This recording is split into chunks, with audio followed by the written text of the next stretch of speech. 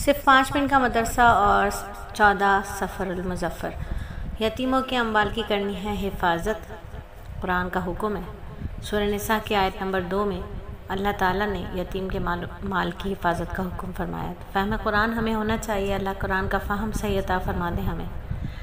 تو یاد رکھیے کہ یتیم کے مال میں سے کسی بھی قسم کا بیجا تصرف کرنے کی ممانعت ہے۔ 5 ہدایات دی اس آیت میں۔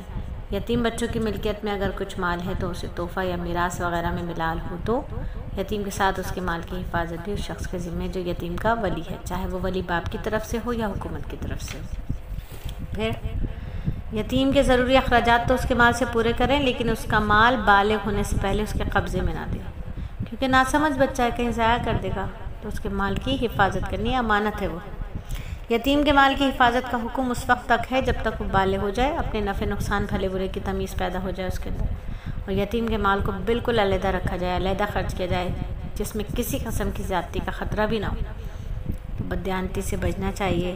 یتیم کو اس کے باپ کی طرف سے تو میراث میں اچھے قسم کا مال ملا تھا، مگر وہ مال خود رکھ دیا، گھٹیا قسم کی چیز اس کے بدلے میں لے کر اس کو دے دی۔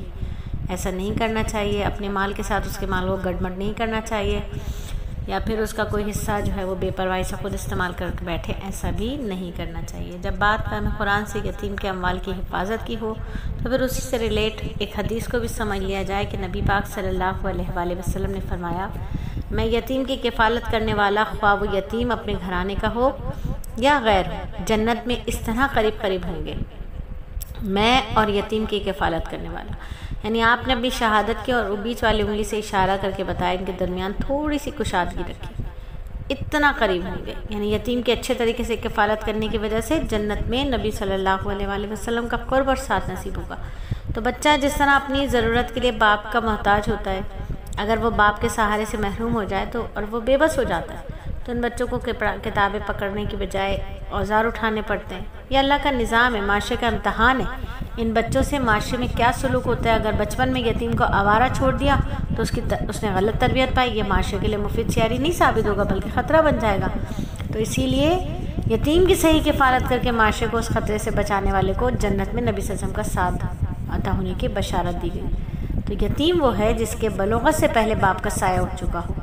تو اگر ہمارے خاندان میں ایسا کوئی بچہ ہے تو اس کے سر پر دست شفقت رکھیں۔ یتیم کے سر پر ہاتھ پھیرنے سے گناہ معاف ہو جاتے ہیں، نرم دلی کی خوبی نصیب ہوتی ہے اور سخت دلی دور ہو جاتی ہے۔ تو پھر دعا بھی سمجھ لینی چاہیے کہ یتیم پر ظلم سے بچنا اور دعا مانگنا چاہیے کہ اللہ رب العزت، حدیث میں جو ہے وہ خوبہ کا لفظ آیا ہے، ایک صفت بیان کی گئی ہے کہ یتیم کا مال کھانا کیا ہے؟ گناہ کبیرہ ہے۔